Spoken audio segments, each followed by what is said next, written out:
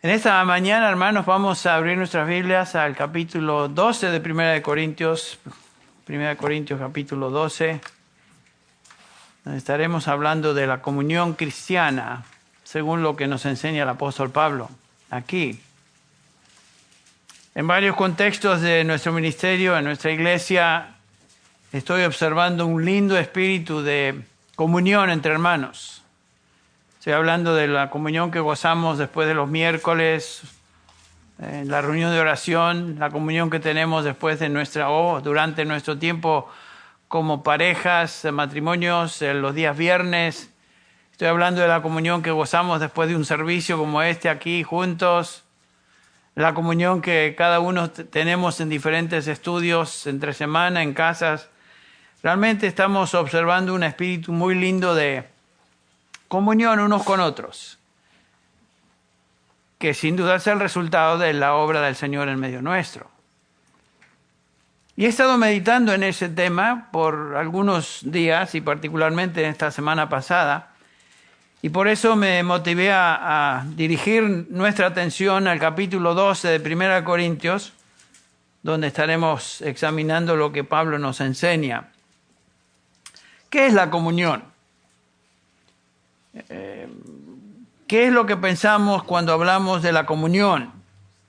Tal vez varias ideas vienen a nuestra mente cuando se usa la palabra comunión. Si usted viene de extracción católica romana, sin duda la comunión tiene el significado de la primera comunión, cuando un niño o una niña de 12 años es recibida, introducida a la iglesia por medio de eso, su primera comunión. A veces usamos la comunión con otro sentido, la palabra, la cena de comunión, cuando participamos de la cena del Señor. Hablamos de comunión unos con otros, como acabo de describir hace un ratito. ¿Qué queremos decir cuando hablamos de comunión? Es una palabra que muy a menudo se utiliza entre nosotros y le damos varios significados.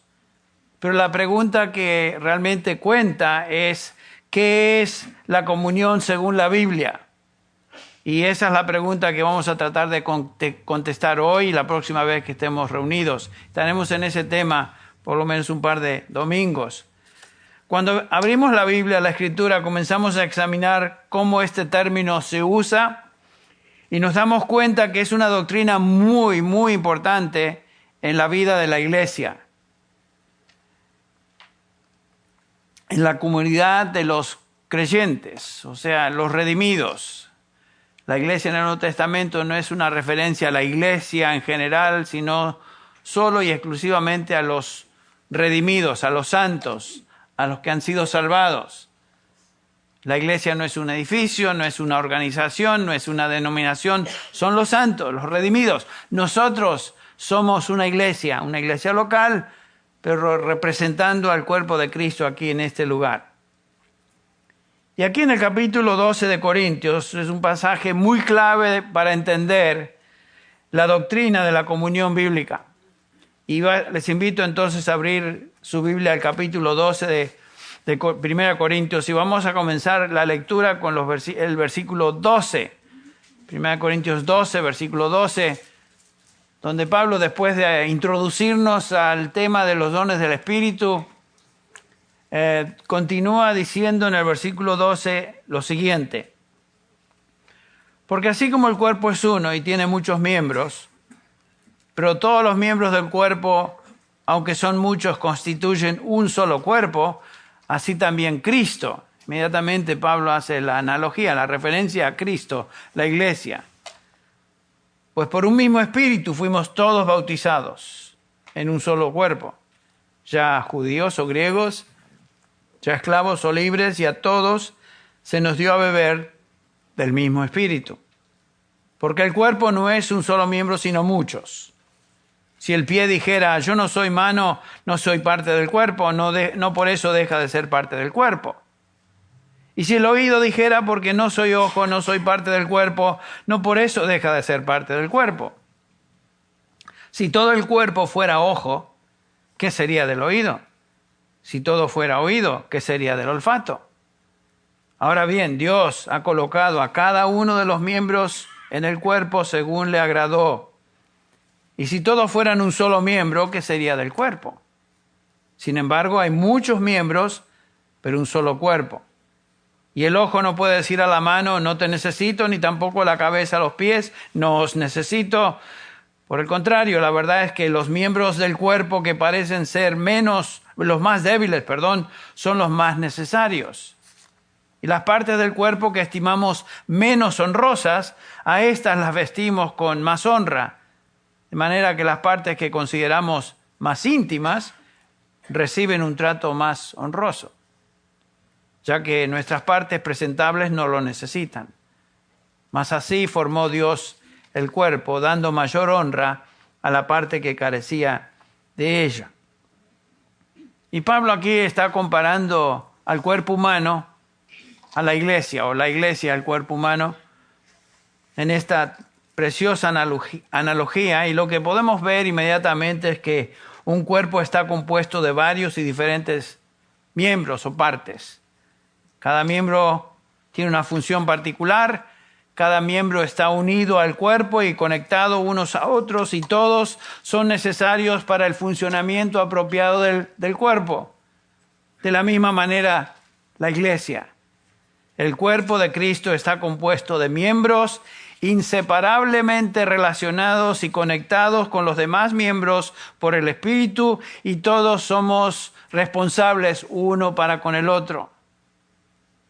Esta metáfora o ilustración es particular aquí en la iglesia, o se refiere a la iglesia como el cuerpo de Cristo, y es única en el Nuevo Testamento. Existen otras metáforas, pero la más poderosa en subrayar la importancia de la naturaleza de la iglesia en su relación con Dios y la relación que todos los miembros tienen unos con otros es justamente esta, la analogía del cuerpo.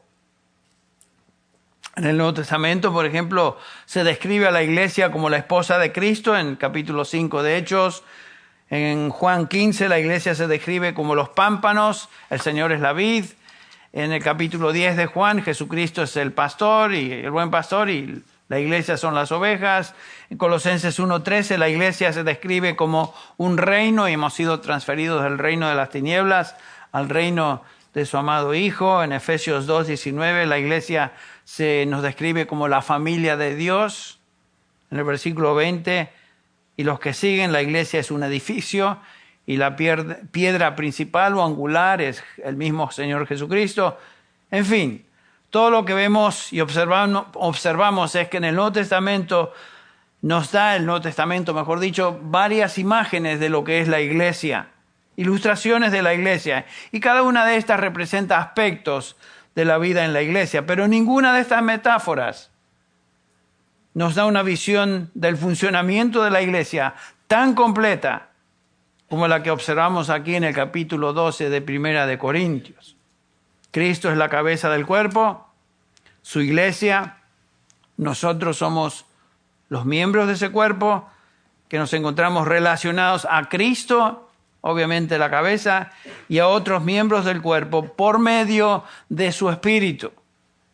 Y cuando entendemos esta relación única, comenzamos entonces a entender el significado de la comunión cristiana, a lo cual me refería hace unos minutos.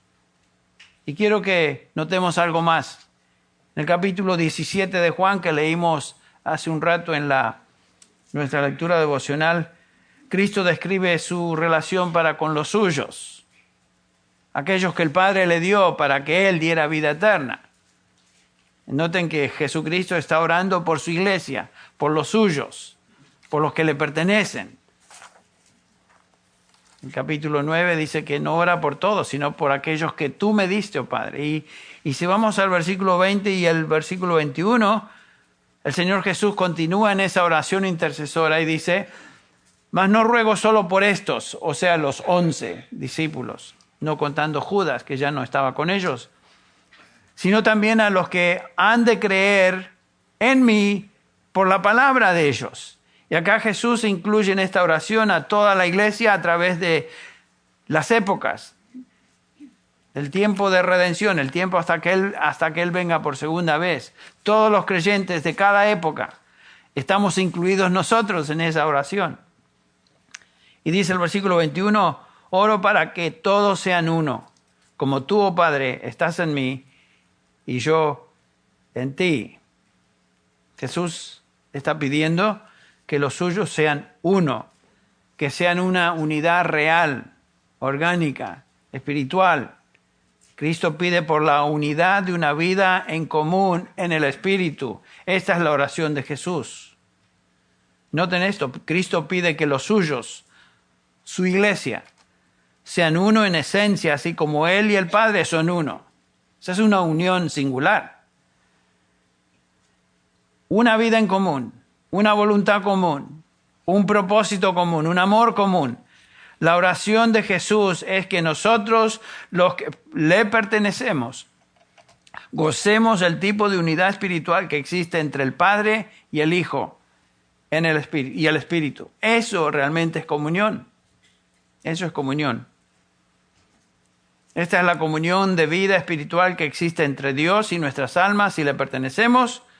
Y por esta razón, Pablo, escribiendo a los Corintios, dice en 1 Corintios 6, 17, el que se une al Señor es un espíritu con Él. Esta es la verdadera comunión. La palabra comunión en el Nuevo Testamento es la traducción de la palabra en griego koinonia, algunos de ustedes lo habrán escuchado, que quiere decir tener algo en común, compartir algo, tener sociedad con alguien, participar con otros en algo. Y el concepto detrás de la palabra comunión, basada en la palabra griega, es la participación de una vida en común. Participar de cosas juntos, tener una relación donde todos participamos de algo en común. En esencia, entonces, la comunión es la participación de una vida espiritual común con Dios y con los que pertenecen a Dios. ¿Quiénes son estos? Otra vez, los redimidos, los santos, la iglesia del Señor, los llamados a salvación que el Padre dio al Hijo para que Él dé vida eterna. Esta es la oración de Jesús. Padre, te pido que estos que me diste, un grupo muy especial, muy singular, los que tienen vida eterna, versículos 2 y 3, sean uno, así como nosotros somos uno. Yo en ellos y tú en mí, para que sean perfectos en unidad. ¡Qué oración! ¡Qué precioso! Y entre paréntesis, ¿saben qué? La oración de Jesús ya fue contestada. Jesús no está pidiendo que nos llevemos bien en todo. Jesús no está diciendo que tengamos unidad organizacional o denominacional. Jesús no pide ahora que todos los cristianos o que aquellos que se denominen cristianos estén bajo una cobertura denominacional o ecumenista, como los ecumenistas enseñan, sino que es una relación espiritual. Esta unidad, esta unión por la cual Cristo intercede al Padre es solo para aquellos que tienen el Espíritu Santo, aquellos que han sido bautizados por el Espíritu Santo. Jesús está orando por unidad espiritual, por comunión espiritual entre todos aquellos que le pertenecen. Y esa comunión ya fue lograda. Todos, como leímos en el pasaje de 1 Corintios 12, todos, sin excepción, hemos sido bautizados por el Espíritu Santo. Hemos sido bautizados, introducidos en el cuerpo de Cristo por medio de la obra del bautismo del Espíritu Santo. En 2 Corintios 6, Pablo dice, dirigiéndose a los creyentes de la iglesia ahí, les dice en el versículo 14, no estéis unidos en yugo desigual con los incrédulos. Pues ¿qué asociación tiene la justicia y la iniquidad? ¿O qué comunión la luz con las tinieblas? Noten eso. La comunión se limita a los que están en la luz, o sea, los santos, los que pertenecen a Dios, los que son parte de la iglesia, los llamados a comunión con Jesucristo, como Pablo enseña en el capítulo 1 de 1 Corintios, versículo 9. Bueno, todo esto es introducción al tema de la comunión. Hasta ahora estoy simplemente introduciendo el tema. Vamos a tratar de desenvolver o desempacar este tema en 6 elementos. Y vamos a examinar, creo, 2 o 3 hoy y seguiremos con el tema la próxima vez que estemos reunidos.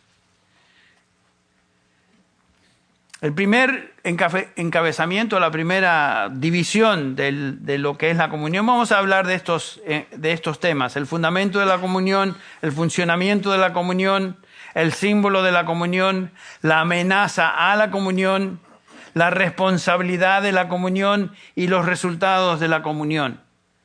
Pero comencemos con el fundamento. El fundamento, la base. Ya hemos dicho algo acerca de eso, del fundamento de la comunión cristiana, pero hagamos la pregunta: ¿qué es el fundamento de la comunión? ¿Qué es lo que nos une? Esencialmente ya vimos que la comunión, koinonía, es una vida espiritual en común. Nuestra unidad, repito, no es emocional, no es denominacional, no es ecuménica, no es económica, no es cultural. No es experimental. La comunión desde la perspectiva bíblica es espiritual, es divina. Esta es la obra de Dios por su Espíritu en aquellos que son salvos. De eso nos habla 1 Corintios 12:13 y leemos el versículo 13 otra vez. Pues por un mismo Espíritu, noten la obra del Espíritu, fuimos todos bautizados en un solo cuerpo. ¿Qué es ese cuerpo? La iglesia. El cuerpo de Cristo, ya sea judíos o griegos, ya esclavos o libres, y a todos se nos dio a beber del mismo Espíritu. Noten que Pablo dice que todos, sin excepción, cada uno de los redimidos han sido bautizados por el Espíritu Santo. No hay una división o subdivisión entre los creyentes, de algunos que son bautizados por el Espíritu Santo y manifiestan ese bautismo por medio de expresiones raras a veces, lenguas o expresiones de emoción sin freno, etcétera, etcétera. No, todos, dice Pablo, hemos sido bautizados por el Espíritu Santo. No hay creyente que no ha sido bautizado por el Espíritu Santo, porque ser bautizado por el Espíritu Santo significa que uno es introducido en el cuerpo de Cristo, que es la iglesia. Y no hay creyente que no sea parte de la iglesia. No hay creyente que no pertenezca al Señor Jesús. Somos introducidos por medio del bautismo del Espíritu Santo a la iglesia, que es su cuerpo. ¿Cuándo? Desde el momento de nuestra salvación. En el Nuevo Testamento no encontramos una segunda experiencia llamada bautismo del Espíritu Santo, como algunos dicen. Bautismo del Espíritu Santo no es para algunos, es para todos. Y noten que Pablo se dirige a los corintios, que de todas las iglesias del Nuevo Testamento, si había una iglesia con problemas y pecado en medio de ellos, eran los corintios. Y sin embargo, Pablo dice, todos hemos sido bautizados por el Espíritu Santo.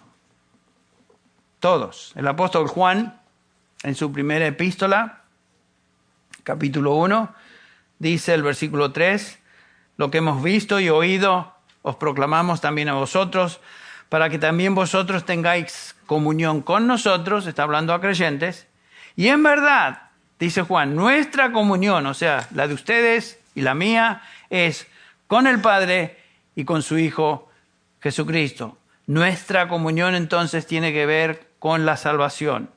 La base, el fundamento de nuestra comunión es la salvación. Esto es en esencia lo que nos une. Comunión con el Padre, comunión con el Hijo, por medio del Espíritu Santo. Esto es salvación. Salvación. Entonces la proclamación del Evangelio tiene una meta inmediata, que es crear una comunión, crear una vida espiritual común. La meta y objetivo del Evangelio no es solo la salvación del infierno para individuos. La meta del Evangelio es la creación de una comunión de personas unidas en una misma vida, un mismo poder, un propósito, como dice Pablo, común, un ministerio común, un amor común. Eso es la iglesia.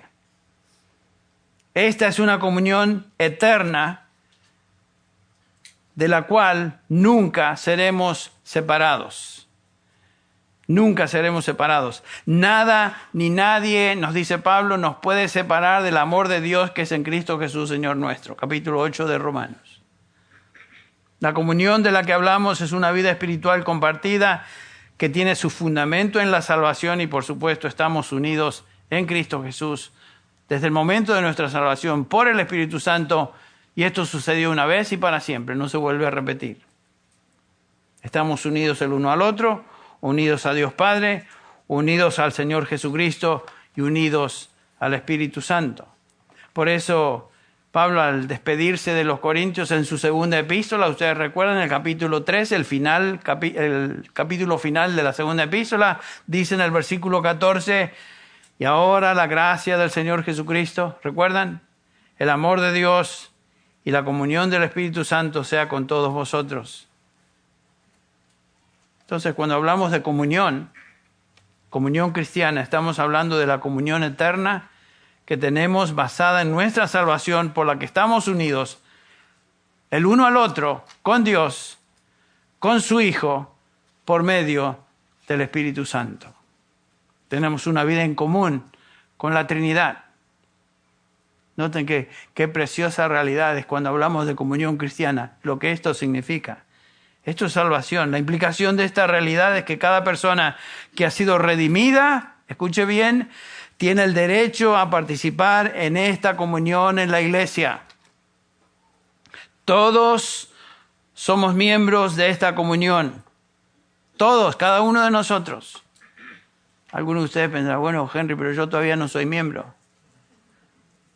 Bueno, algunos piensan, bueno, ¿qué requisitos se necesitan para ser miembro de Grace Community Church? ¿Qué requisitos se necesitan para ser miembros de Grace en español? Bueno, el requisito básico, si la comunión depende y está fundamentada en la salvación, el requisito básico y único es que seas una persona salvada. Eso es lo que necesitas. Por supuesto que tenemos una declaración doctrinal y por eso enseñamos a todos los que desean ser miembros de esta iglesia fundamentos de la fe, porque queremos que entiendan lo que enseñamos. No pretendemos que todos van a entender a la perfección todo lo que enseñamos desde el momento que se unen a la iglesia. Esperamos que con el tiempo entiendan más y más, pero el requisito fundamental es que cada uno sea hijo de Dios. Eso es lo único que se necesita para ser miembro de Grace Church, tanto en inglés como en español, que haya sido salvado. Si el Señor te ha recibido como su hijo y te ha incorporado en su familia por medio del bautismo del Espíritu Santo, el Espíritu Santo reside en ti y eso es suficiente para ser miembro de esta congregación. Algunos piensan, bueno, yo pensaba que para ser miembro aquí del Departamento Hispano hay que ser residente legal. ¿Saben qué? Eso no es un requisito. Nunca hablamos de eso. Ustedes no vieron a los ujieres preguntando, a ver, ¿tienes tu tarjeta verde ni nada? Aquí no tiene nada que ver con eso. Mira, si tú eres hijo de Dios y has sido incorporado por el Espíritu Santo en su iglesia por medio de su Espíritu, eres miembro de esta iglesia. Porque es el único requisito de ser salvado. Por supuesto, en el caso de líderes de la iglesia, queremos ser fieles a lo que la palabra de Dios nos enseña, por ejemplo, en 1 Timoteo 3, versículo 2, que el que desea obispado, el que desea ser líder, pastor de una iglesia, buena cosa desea. Pero todo obispo o todo pastor, todo anciano debe ser irreprensible, lo cual implica que buscamos que aquellos que son líderes de la congregación sean ejemplos al resto de la congregación en todo. Por lo tanto, hay requisitos para ser anciano y para ser diáconos que son más estrictos que simplemente ser miembro de la iglesia. Pero si tú eres cristiano o cristiana, eres hijo o hija de Dios, tú eres miembro y te puedes introducir como nuestra iglesia, ser miembro de nuestra iglesia como cualquier otro creyente aquí que ya somos miembros de la misma.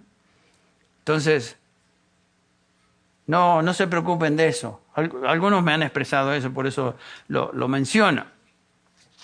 Ahora, ¿qué acerca de una persona que tal vez se llame cristiano, quiera ser miembro, pero hay pecado en su vida? Bueno, pecado tolerado, tenemos medios de lidiar con eso. El Señor Jesús nos enseña acerca de cómo lidiar con personas que viven en pecado.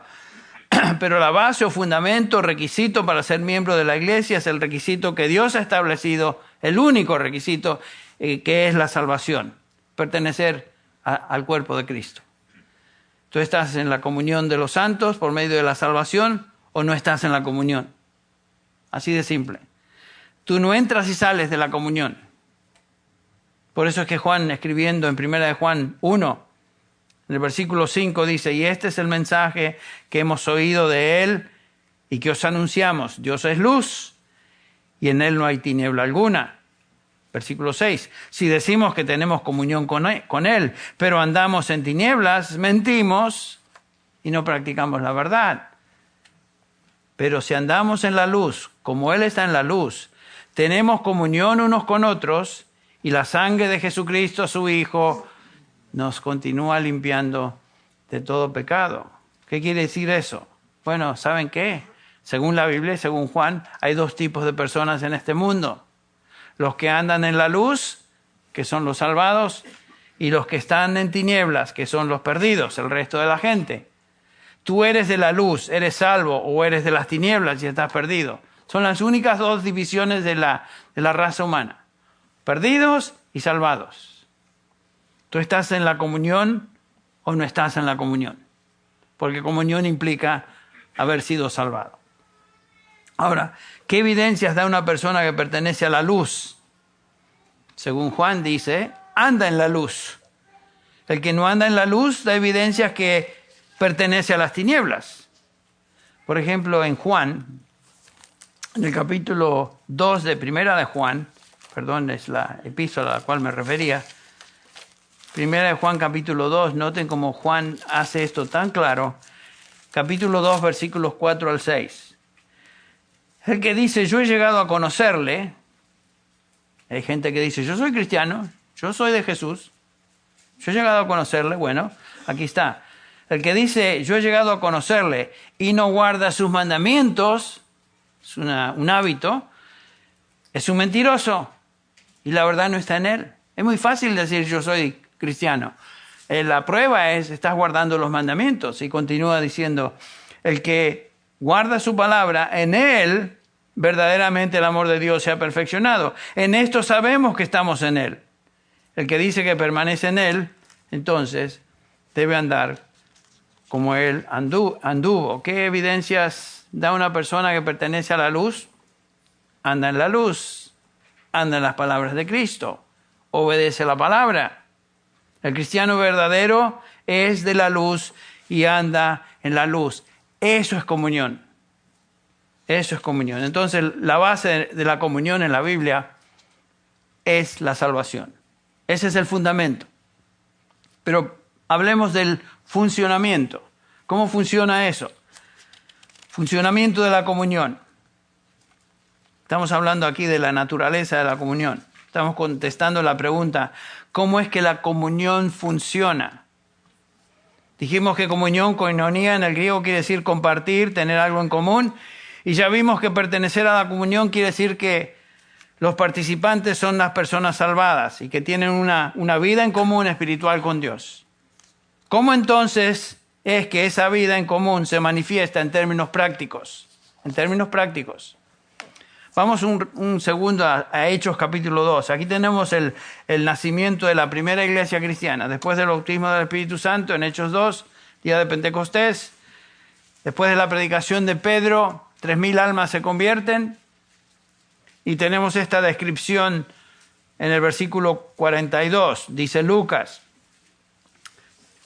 Y estas 3,000 almas, todos los creyentes, se dedicaban continuamente ¿a qué? A las enseñanzas de los apóstoles, a la comunión, al partimiento del pan y a la oración. Noten que se dedicaban primero a la enseñanza de los apóstoles, o sea, a la base doctrinal. El fundamento doctrinal era la enseñanza de los apóstoles. Los apóstoles habían recibido revelación directa de Cristo Jesús, quien es la piedra angular, y la base doctrinal de la iglesia es la enseñanza apostólica. la doctrina apostólica, y a eso se dedicaba la primera iglesia. Aquí la comunión va más allá ahora que experimentar una vida espiritual en común. Lo que vemos también es que los que habían creído habían sido salvados y ahora en práctica demostraban su unidad cristiana. ¿Cómo? Versículo 44, noten. ¿Cómo es que demostraban su comunión? Dice el versículo 44, todos los que habían creído estaban juntos, o sea, gozaban la compañía unos de otros y tenían todas las cosas en común y vendían todas sus propiedades y sus bienes y los compartían con todos según la necesidad de cada uno. Qué interesante. Y lo que vemos acá, que estos creyentes no se aferraban a sus posesiones, sino que en la medida que veían necesidades entre la comunidad de creyentes, vendían parte o todas sus propiedades y las compartían con los que tenían necesidad. Por supuesto, esta es una descripción, escuche bien, de lo que sucedió en el primer siglo con la primera iglesia. No es un mandamiento a que de aquí en adelante todas las iglesias hagan eso. Hermanos, vendan todo lo que tienen para repartirlo aquí a los que tienen necesidad. Ese no es un mandamiento. Es simplemente una descripción, una narración de lo que sucedió acá. Y entre paréntesis, lo mencioné en la primera hora, cuando leemos la Biblia, un importante principio de hermenéutica o de interpretación es lo siguiente: ¿qué tipo de literatura estamos leyendo? Esta es literatura narrativa, esta es narración. Describe a la primera iglesia en sus primeros 30 años, el libro de los Hechos. También tenemos narración de la vida de Cristo en los evangelios. Pero cuando vamos a las epístolas, lo que tenemos en las epístolas es la literatura didáctica para la iglesia. En otras palabras, ¿qué es lo que debemos hacer como iglesia? Vamos primero, sobre todo, a las epístolas, porque ahí las epístolas fueron escritas con el propósito de instruir a la iglesia, enseñar a la iglesia cómo conducirse. Lo que tenemos en Hechos 2 es simplemente una descripción de lo que sucedió con la primera iglesia, que no se convierte en un mandamiento al resto de la iglesia por el resto del tiempo y los siglos hasta que el Señor venga. Sucedió en ese momento, por necesidades obvias y específicas, pero no es un mandamiento a nosotros. Pero sí lo que podemos notar es que estos hermanos se desprendieron de cosas que poseían sus posesiones con el propósito de ayudar a otros que tenían necesidad, lo cual nos enseña. Eso es instructivo, no es un mandamiento, pero nos instruye. Y una de las cosas lindas de nuestra congregación, hermanos, lo tengo que decir, cuando hay necesidad y surge una necesidad, los hermanos inmediatamente, o algunos de ellos, se reúnen para decir: miren, hay esta necesidad, ¿qué te parece, Henry, si levantamos una ofrenda para tal o para cual? Por supuesto, lo hacemos. Y no hay necesidad de hacer grandes pavientos sobre el caso, simplemente se hace para cubrir las necesidades de otros. Y gracias a Dios por eso, porque es una demostración práctica de lo que es tener comunión cristiana. Eso es compartir de lo que uno tiene para llenar necesidades. Es un modo práctico entonces de expresar comunión entre creyentes. Compartimos juntos una vida espiritual común. Compartimos una misma verdad, que es la doctrina de los apóstoles, es la doctrina apostólica. Compartimos convicciones, compartimos deberes espirituales, responsabilidades, propósitos. Compartimos todo lo necesario para expresar amor cristiano y estimular la salud de la iglesia. Eso es lo que hacemos. Y noten el versículo 46 de Hechos 2. Día a día, o día tras día, continuaban unánimes en el templo, partiendo el pan en los hogares, comían juntos con alegría y sencillez de corazón. Continuaban unánimes. Eran todos del mismo pensar. Todos tenían una misma convicción doctrinal basada en la enseñanza del versículo 42, la enseñanza apostólica. Y por esta razón estaban juntos y compartían su tiempo, sus recursos, sus comidas juntos. Eso es demostrar prácticamente comunión entre los hermanos. ¿Qué fue el resultado? Bajen la vista al versículo 47. El resultado fue este: alabando a Dios y hallando favor con todo el pueblo. Y noten esto, qué precioso. Y el Señor añadía cada día al número de ellos los que iban siendo salvos. Otra demostración preciosa y específica de que la salvación es la obra de Dios. Dios es el que determina y trae a la iglesia los que van siendo salvos. Es la obra del Señor. Interesante notar aquí que todos los creyentes eran creyentes genuinos, porque en el versículo 42 nos dice que 3,000 almas llegan al Señor y dice que todos perseveraban continuamente en la comunión. Y la marca de un convertido es esta, que continuamente persevera en la fe, persevera en la comunión con otros. Jesús dijo en el Juan 8:31, si permanecéis en mi palabra, seréis verdaderamente mis discípulos. Todos los mencionados aquí, en el capítulo 2 de Hechos, versículo 42, eran poseedores de vida eterna, no simplemente profesantes de fe. Como dijo el Señor, no todo el que me dice Señor, Señor, entrará en el reino de los cielos, sino que el que hace la voluntad de mi Padre que está en los cielos. Todos estos, las 3,000 almas, eran poseedores de vida eterna, no simplemente profesantes, yo soy cristiano. No. Y por lo tanto pertenecían a la comunión de los santos, y por esta razón todos participaban en compartir juntos en el servicio mutuo.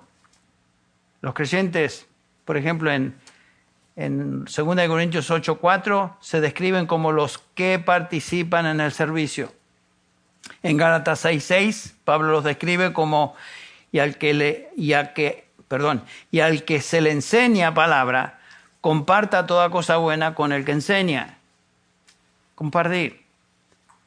Por aplicación, entonces, lo que vemos es que los que pertenecen a la comunión de los santos, o sea, los salvados, participan en compartir juntos para las necesidades de sus hermanos. Nosotros compartimos para las necesidades de otros. Esto es verdadero cristianismo. Esto es como vivimos si somos genuinamente cristianos. Nos damos los unos a los otros para el beneficio mutuo en todas las áreas del ministerio, ya sea espirituales como físicas. Eso es lo que hizo la primera iglesia. Yo puedo observar, repito, en nuestra iglesia que hay una necesidad que surge a menudo e inmediatamente los hermanos están dispuestos a hacer lo que podemos hacer para llenar esa necesidad. Es una bendición estar en una iglesia donde los hermanos están conscientes de lo que significa pertenecer a la iglesia y pertenecer unos a otros en el contexto del cuerpo de Cristo. Esa es comunión cristiana.